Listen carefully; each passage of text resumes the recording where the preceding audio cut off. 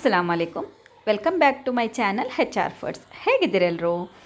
ಇವತ್ತು ಸಿಂಪಲ್ ಆಗಿರುವಂತಹ ಒಳ್ಳೆ ಟೇಸ್ಟಿಯಾದ ಚಿಕನ್ ತಂದೂರಿ ಏರ್ ಫ್ರೈಯರಲ್ಲಿ ಯಾವ ರೀತಿ ಮಾಡೋದಂತ ನೋಡುವ. ಒಳ್ಳೆ ಜ್ಯೂಸಿಯಾಗಿ ಒಳ್ಳೆ ಟೇಸ್ಟಿಯಾಗಿರ್ತದೆ. ಮಾಡಲಿಕ್ಕೆ ಕೂಡ ಸಮಯ ತುಂಬಾ ಕಡಿಮೆ. ಹಾಗಾದರೆ ತಡ ಮಾಡೋದಿಲ್ಲ, ಯಾವ ರೀತಿ ಮಾಡೋದಂತ ನೋಡುವ. ಬನ್ನಿ ಫ್ರೆಂಡ್ಸ್ ನನ್ನ ಕಿಚನಿಗೆ. ಫಸ್ಟಿಗೆ ನಾನಿಲ್ಲಿ ಒಂದು ಹೋಲ್ ಚಿಕನ್ ತಗೊಂಡಿದ್ದೇನೆ. ಇದರಲ್ಲಿ 1 kg 100 ಗ್ರಾಮ್ ಇದೆ. 1 kg 100 ಗ್ರಾಮು 200 ಗ್ರಾಮ್ ಹಾಗೆ ಇರುವ ಹಾಗೆ ಫುಲ್ ಚಿಕನ್ ತಗೊಳ್ಳಿ. ತುಂಬ 1.5 kg 2 kg ಇರುವಂಥದ್ದು ಬೇಡ. ಈ ರೀತಿ ಸಣ್ಣದಿದ್ರೆ ತುಂಬ ಟೇಸ್ಟ್ ಆಗ್ತದೆ. ಚೆನ್ನಾಗಿ ವಾಶ್ ಮಾಡಿ ಈ ರೀತಿ ಕಟ್ಸ್ಗಳನ್ನೆಲ್ಲ ಹಾಕ್ಕೊಳ್ಬೇಕು. ಬೇಕಿದ್ರೆ ದೂರ ದೂರ ಕೂಡ ಹಾಕ್ಕೊಳ್ಬೋದು, ಅಥವಾ ನಾನಿಲ್ಲಿ ಮಾಡಿದಾಗೆ ಹತ್ತಿರ ಕೂಡ ನೀವಿಲ್ಲಿ ಹಾಕ್ಕೊಳ್ಬೋದು. ಹತ್ತಿರ ಹಾಕಿದರೆ ತುಂಬ ಟೇಸ್ಟ್ ಆಗ್ತದೆ. ಮಸಾಲೆ ಎಲ್ಲ ಹಾಕುವಾಗ ಒಳ್ಳೆ ಒಳಗೆ ಉಪ್ಪು ಖಾರ ಎಲ್ಲ ಎಳೆದು ಒಳ್ಳೆ ಟೇಸ್ಟ್ ಆಗ್ತದೆ. ಹಾಗಾಗಿ ನೀವು ಈ ರೀತಿ ಮತ್ತು ಡೀಪ್ ಸ್ವಲ್ಪ ಈ ರೀತಿ ನೋಡಿ ಕಟ್ಸ್ಗಳನ್ನು ಹಾಕಿದರೆ ತುಂಬಾ ಒಳ್ಳೆಯದು. ಈಗ ಕಟ್ಸೆಲ್ಲ ಹಾಕಿ ಚಿಕನ್ ರೆಡಿ ಆಯಿತು. ಇನ್ನು ಚಿಕನನ್ನು ಬೇಯಲಿಕ್ಕೆ ನೀರನ್ನಿಡುವ. ಚಿಕನ್ ಇಲ್ಲಿ 1/4 ಅಂಶ ಮುಳುಗುವ ತನಕ ನಾವಿಲ್ಲಿ ನೀರನ್ನು ಹಾಕ್ಕೊಳ್ಬೇಕಾಗ್ತದೆ. ಈ ರೀತಿ ನೋಡ್ತಾ ಇದ್ದೀರಲ್ವ. ಇಷ್ಟಾದ ನಂತರ ಇನ್ನಿದಕ್ಕೆ ಸ್ವಲ್ಪ ಸ್ಪೈಸಸನ್ನು ಇಲ್ಲಿ ಆ್ಯಡ್ ಮಾಡಿಕೊಳ್ಳುವ. ಚಕ್ಕೆ, 1-2 ಬೇ ಲೀಫು, 10 ಕಾಳುಮೆಣಸು, ಹಾಗೆಯೇ 1 ಕಪ್ಪು ಏಲಕ್ಕಿ, ದೊಡ್ಡ ಏಲಕ್ಕಿ ಹೇಳ್ತಾರಲ್ಲ ಅದು, ಮತ್ತೊಂದು ಹಸಿರು 4 ಹಸಿರು ಏಲಕ್ಕಿ, ಮತ್ತು ರುಚಿಗೆಷ್ಟು ಬೇಕು ನೋಡಿಕೊಂಡು ಅದಕ್ಕೆ salt, ginger garlic chilli paste. ಇದು ನೋಡಲಿಕ್ಕೆ ಕೆಂಪಿರ್ಬೋದು, ಯಾಕಂದರೆ ನಾನು ಹಣ್ಣಾದ ಕಾಯಿ ಮೆಣಸಲ್ಲಿ ಮಾಡಿದಂತಹ ಜಿಂಜರ್ ಗಾರ್ಲಿಕ್ ಚಿಲ್ಲಿ ಪೇಸ್ಟ್. ಇದು ಸ್ವಲ್ಪ ಸ್ಪೈಸಿ ಜಾಸ್ತಿ ಆಗಲಿ ಅಂತ ಹೇಳಿ ನೀವು ಕೂಡ ಬೇಕಿದ್ರೆ ಮಾಡ್ಬೋದು. ಇಲ್ಲಾಂದರೆ ನಾರ್ಮಲ್ ಗ್ರೀನ್ ಚಿಲ್ಲಿಯಲ್ಲಿ ಮಾಡಿದಂತಹ ಜಿಂಜರ್ ಗಾರ್ಲಿಕ್ ಪೇಸ್ಟನ್ನು ಕೂಡ ಇಲ್ಲಿ ಯೂಸ್ ಮಾಡ್ಕೊಳ್ಬೋದು ಫ್ರೆಂಡ್ಸ್. ಓಕೆ, ಇನ್ನಿದಕ್ಕೆ ಅರ್ಧ ಟೀ ಸ್ಪೂನ್ ಟರ್ಮರಿಕ್ ಪೌಡರ್, ಅದನ್ನು ಕೂಡ ಇಲ್ಲಿ ಈ ರೀತಿ ಮಿಕ್ಸ್ ಮಾಡಿಕೊಳ್ಳುವ.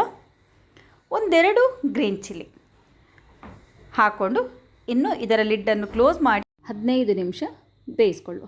15 ನಿಮಿಷ ನಾವು ಬೇಯಿಸಿದರೆ 80% ಕುಕ್ ಆಗ್ತದೆ, ಮತ್ತು ಉಳಿದದ್ದು ಏರ್ ಫ್ರೈಯರಲ್ಲಿ ನಾವು ಮಾಡ್ಕೊಳ್ಬೋದು. ಈಗ 15 ನಿಮಿಷ ಆಯಿತು, ನೋಡ್ತಾ ಇರ್ಬೋದು ನೀವು. ಹೈ ಫ್ಲೇಮಲ್ಲೇ ಇಟ್ಟಿದ್ದೇನೆ. ಇನ್ನು ಗ್ಯಾಸಿದು ಫ್ಲೇಮನ್ನಲ್ಲಿ ಆಫ್ ಮಾಡಿಕೊಳ್ಳುವ. ಚಿಕನನ್ನು ಸಪ್ರೇಟ್ ಮಾಡಿಕೊಳ್ಳುವ. ಉಳಿದ ಈ ನೀರುಂಟಲ್ವ, ಇದು ಬೇಯಿಸಿದಂಥ ನೀರು, ಇದನ್ನು ಚೆಲ್ಲಬೇಡಿ. ಇದರಿಂದ ನಮಗೆ ಸೂಪ್ ಮಾಡ್ಕೊಳ್ಬೋದು, ರೈಸ್ ಮಾಡ್ಕೊಳ್ಬೋದು, ಅಥವಾ ಹೀಗೇ ಕುಡಿಬೋದು. ಈಗಲೇ ಮಾಡಲಿಕ್ಕೆ ನಮಗೇನಿಲ್ಲ ಅಂದರೆ ಇದನ್ನು ತೆಗೆದಿಟ್ಟು ಮರುದಿನ ಕೂಡ ಇದನ್ನು ಯೂಸ್ ಮಾಡ್ಕೊಳ್ಬೋದು. ಓಕೆ, ಚೆಲ್ಲಲಿಕ್ಕೆ ಹೋಗಬೇಡಿ. ಒಳ್ಳೆ ನೀರದು, ಒಳ್ಳೆ ಹೆಲ್ದಿಯಾದಂತಹ ಸೂಪ್ ಮಾಡುವಂತಹ ನೀರದು.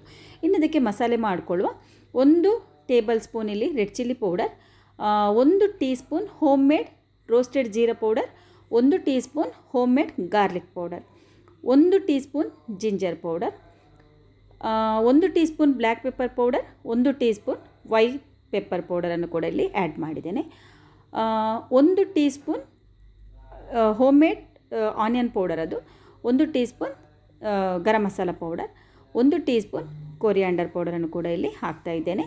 ಕೊತ್ತಂಬರಿ ಪುಡಿ, ರುಚಿಗೆಷ್ಟು ಬೇಕು ಉಪ್ಪು ನೋಡಿಕೊಂಡು ಹಾಕಬೇಕು. ಹಾಗೆಯೇ ಪಿಂಚಷ್ಟು ಫುಡ್ ಕಲರನ್ನು ಹಾಕ್ತಾ ಇದ್ದೇನೆ. ಬೇಕಿದ್ದರೆ ಹಾಕ್ಬೋದು ಫುಡ್ ಕಲರ್, ಇಲ್ಲಾಂದರೆ ನೀವಿಲ್ಲಿ ಸ್ಕಿಪ್ ಮಾಡ್ಕೊಳ್ಬೋದು.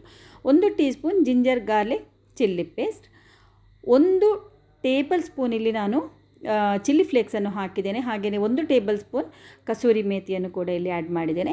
1-2 ಕಾಯಿ ಮೆಣಸು ಮತ್ತು ಸ್ವಲ್ಪ ಪುದೀನ ಸಣ್ಣದಾಗಿ ಕಟ್ ಮಾಡಿ ಇಲ್ಲಿ ಆ್ಯಡ್ ಮಾಡಿದ್ದೇನೆ. 1 ಟೇಬಲ್ ಸ್ಪೂನಷ್ಟು ವಿನೆಗರ್ ಹಾಕಿದ್ದೇನೆ, ವೈಟ್ ವಿನೆಗರ್. ಇಲ್ಲಾಂದರೆ ನೀವು ಲೆಮನ್ ಜ್ಯೂಸನ್ನು ಕೂಡ ಇಲ್ಲಿ ಆ್ಯಡ್ ಮಾಡ್ಕೊಳ್ಬೋದು. ಇನ್ನಿದನ್ನು ಚೆನ್ನಾಗಿ ಮಿಕ್ಸ್ ಮಾಡಿಕೊಳ್ಳುವ. ಮಿಕ್ಸ್ ಮಾಡಲಿಕ್ಕೆ ನಮಗೆ ಇಲ್ಲಿ ನೀರಿನ ಅಗತ್ಯ ಇದ್ದರೆ ನೀರಿನ ಬದಲಿಗೆ ನಾವು ಚಿಕನ್ ಬೇಯಿಸಿದ ನೀರುಂಟಲ್ಲ ಅದನ್ನೇ ಇಲ್ಲಿ ನಾವು ಆ್ಯಡ್ ಮಾಡಿಕೊಳ್ಳುವ. ಈ ರೀತಿ ಇನ್ನು ಚೆನ್ನಾಗಿ ಮಿಕ್ಸ್ ಮಾಡುವ. ಇನ್ನು ಕೂಡ ನಮಗೆ ನೀರಿನ ಅಗತ್ಯ ಬೇಕಂತಿದ್ರೆ, ಅಂದರೆ ತುಂಬ ಗಟ್ಟಿಯಾಗಿ ಕೂಡ ಇರಬಾರ್ದು ನಾವು ಮಾಡಿದ ಮಸಾಲೆ, ಹಾಗೆಯೇ ತುಂಬ ನೀರು ಕೂಡ ಆಗಬಾರ್ದು. ಇನ್ನು ನೀರು ನಮಗೆ ಗಟ್ಟಿಯಾಯಿತು ಸೇರಿಸಬೇಕಂತಿದ್ರೆ ಅದೇ ಚಿಕನ್ ಬೇಯಿಸಿದ ನೀರನ್ನೇ ಇಲ್ಲಿ ನಾವು ಮಿಕ್ಸ್ ಮಾಡಿಕೊಂಡ್ರೆ ಆಯಿತು. ಚೆನ್ನಾಗಿ ಮಿಕ್ಸ್ ಆಗಬೇಕು. ಒಂದು ಸಲ ಬೇಕಿದ್ದರೆ ಸಾಲ್ಟನ್ನು ಟೇಸ್ಟ್ ಮಾಡ್ಬೋದು, ಸರಿಯಾಗಿದಾ ಇಲ್ವಾ ಅಂತ ಹೇಳಿ ಕೂಡ ಒಂದು ಸಲ ನೋಡ್ಕೊಳ್ಬೋದು. ಈಗ ನೀವು ನೋಡ್ತಾ ಇರ್ಬೋದು ನೋಡಿ, ನಾನು ಚೆನ್ನಾಗಿ ಮಿಕ್ಸ್ ಮಾಡ್ತಾ ಇದ್ದೇನೆ. ಇದಕ್ಕೆ ಬೇಕಿದ್ದರೆ ನೀವು ಕರ್ಡನ್ನು ಕೂಡ ಆ್ಯಡ್ ಮಾಡ್ಕೊಳ್ಬೋದು. ಮತ್ತು ನಾನು ಹಾಕಿದಂಥ ಮಸಾಲೆ ಪುಡಿ ಉಂಟಲ್ಲ ಅದರಲ್ಲಿ ಯಾವುದಾದ್ರೂ ಈಗ white pepper, black pepper, onion ಪುಡಿ ಅಥವಾ ಗಾರ್ಲಿಕ್ ಪುಡಿ ಅದು ಯಾವುದಾದ್ರೂ ಇಲ್ಲ ಅಂದರೆ ನೀವು ಅದನ್ನು ಸ್ಕಿಪ್ ಮಾಡ್ಕೊಳ್ಬೋದು ಫ್ರೆಂಡ್ಸ್. ಓಕೆ, ಅದೆಲ್ಲ ಹಾಕಲೇಬೇಕಂತೇನಿಲ್ಲ, ಹಾಕಿದರೆ ಸ್ವಲ್ಪ ಟೇಸ್ಟ್ ನಮಗೆ ಜಾಸ್ತಿಯಾಗಿ ಸಿಗ್ತದೆ ಅಷ್ಟೇ. ಈಗ ನಿಮಗೆ ಚಿಕನ್ ಬೇಯಿಸಿದ ಚಿಕನ್ ಉಂಟಲ್ಲ ಅದಕ್ಕೆ ಈ ಮಸಾಲೆಯನ್ನೆಲ್ಲ ಹಾಕ್ಕೊಳ್ಬೇಕು, ಚೆನ್ನಾಗಿ ಕೋಟಿಂಗ್ ಮಾಡಬೇಕು. ನಿಮಗೆ ನನ್ನ ಈ ರೆಸಿಪಿ ಇಷ್ಟ ಆಯ್ತಂದರೆ ಲೈಕ್ ಮಾಡಿ, ಶೇರ್ ಮಾಡಿ ಫ್ಯಾಮಿಲಿ ಫ್ರೆಂಡ್ಸ್ ಜೊತೆ ಎಲ್ಲ. ಹಾಗೆಯೇ ನನ್ನ ಚಾನಲ್ಗೆ ಹೊಸಬರಾಗಿದ್ದರೆ ಇನ್ನೂ ಕೂಡ ಸಬ್ಸ್ಕ್ರೈಬ್ ಮಾಡಿಲ್ಲ ಅಂದರೆ ಪ್ಲೀಸ್ ಸಬ್ಸ್ಕ್ರೈಬ್ ಮಾಡದೆ ಹೋಗಬೇಡಿ. ಸೈಡಲ್ಲಿ ಬೆಲ್ ಐಕನ್ ಇದೆ, ಅದನ್ನು ಕೂಡ ಪ್ರೆಸ್ ಮಾಡಿ ನನ್ನ ರೆಸಿಪಿದು ನೋಟಿಫಿಕೇಷನ್ ನಿಮಗೆ ಬರ್ತದೆ ಫ್ರೆಂಡ್ಸ್. ಈಗ ಎಲ್ಲ ಮಸಾಲೆ ಹಾಕಿ ಆದ ನಂತರ ಏರ್ ಫ್ರೈಯರಲ್ಲಿ ಇದನ್ನು ಇಟ್ಟಾದ ನಂತರ ಈ ನಾವು ಮಸಾಲೆ ಎಲ್ಲ ನಾವು ಪ್ಲೇಟಲ್ಲಿ ಉಳಿದಿರ್ತದಲ್ವ ಅದನ್ನೆಲ್ಲ ಇದಕ್ಕೆ ಹಾಕ್ಕೊಂಡು ಬಿಡುವ. ಅದು ಮತ್ತು ವೇಸ್ಟ್ ಆಗ್ತದೆ. ಅದಕ್ಕೆ ಎಲ್ಲವನ್ನು ಕೂಡ ನಾವು ಇದೇ ಚಿಕನಿಗೆ ಈ ರೀತಿ ಹಾಕಿ ಫುಲ್ಲು ಒಮ್ಮೆ ಕೈಯಲ್ಲಿ ಮಿಕ್ಸ್ ಮಾಡಿಕೊಳ್ಬೇಕು. ಓಕೆ, ಇನ್ನು ಏರ್ ಫ್ರೈಯರಲ್ಲಿ 160 ಡಿಗ್ರಿಯಲ್ಲಿ 10 ನಿಮಿಷ ಇದನ್ನು ಇಟ್ಟರೆ ಸಾಕು. ಮಧ್ಯದಲ್ಲಿ ಒಂದು 5 ನಿಮಿಷ ಆಗುವಾಗ ಸ್ವಲ್ಪ ತೆಗೆದು ಇದಕ್ಕೆ ಸ್ವಲ್ಪ ಗೀಯನ್ನು ಈ ರೀತಿ ಮೇಲಿಂದ ಸ್ವಲ್ಪ ಬ್ರಷ್ ಮಾಡಬೇಕಾಗ್ತದೆ. ಯಾಕಂದರೆ ಇಲ್ಲಂದರೆ ಡ್ರೈ ಥರ ಇರ್ತದಲ್ಲ, ಹಾಗಾಗಿ ಗೀ ಅಥವಾ ಆಯಿಲ್ ಅಥವಾ ಬೆಣ್ಣೆ ಬಟರ್ ಯಾವುದುಂಟು ನಿಮ್ಮ ಹತ್ರ ಅದನ್ನಿಲ್ಲಿ ಸ್ವಲ್ಪ ಸ್ವಲ್ಪ ಈ ರೀತಿ ಹಚ್ಚಿದರೆ ಸಾಕು ಮೇಲಿಂದ ಮೇಲೆ. ಓಕೆ, ಹಚ್ಚಿ ಆದ ನಂತರ ಚೆನ್ನಾಗಿ ಹಚ್ಚಬೇಕು. ಹಚ್ಚಿ ಆದ ನಂತರ ಇನ್ನೊಂದು ಸಲ ಕ್ಲೋಸ್ ಮಾಡಿ ಒಂದು 5 ನಿಮಿಷ ಇಟ್ಟು ಬಿಡುವ. ಹೀಗೇ 10 ನಿಮಿಷ ಸಾಕು, ನಮಗೆ ಕರೆಕ್ಟ್ ಆಗ್ತದೆ. ನೋಡಿ, ಅದರ ಟೆಂಪ್ರೇಚರಲ್ಲಿ ಈ ರೀತಿ ಕೊಟ್ಟಿದ್ದಾರೆ, ಅದೇ ರೀತಿ ನಾವು ಸೆಟ್ ಮಾಡಿದರೆ ಸಾಕಿಲ್ಲಿ. ಈಗ 10 ನಿಮಿಷ ಆಯಿತು, ನೋಡ್ತಾ ಇರ್ಬೋದು. ನೋಡಿ ಎಷ್ಟು ಚೆನ್ನಾಗಿ ಆಗಿದೆ, ಒಳ್ಳೆ ಡ್ರೈ ಆಗಿದೆ. ನಾವು ಹಾಕಿದ ಮಸಾಲ ಒಳ್ಳೆ ಎಮ್ಮೆಯಾಗಿ ಕಾಣ್ತಾ ಉಂಟಲ್ಲ, ಬಾಯಲ್ಲಿ ನೀರು ಬರ್ತಾ ಉಂಟಾ ಹೇಳಿ, ಸತ್ಯ ಹೇಳಿ. ನಿಮಗೆ ಕೂಡ ಇದೇ ರೀತಿ ರೆಸಿಪಿ ಬೇಕಂತಿದ್ರೆ ಮನೆಯಲ್ಲಿ ಖಂಡಿತ ಒಂದು ಸಲ ಟ್ರೈ ಮಾಡಿ ನೋಡಿ. ಮಕ್ಕಳಿಗೂ ದೊಡ್ಡವರಿಗೂ ಎಲ್ಲರಿಗೂ ಇಷ್ಟ ಆಗ್ತದೆ, ಹಾಗೆಯೇ ಟೈಮ್ ಕೂಡ ಸೇವ್ ಆಗ್ತದೆ.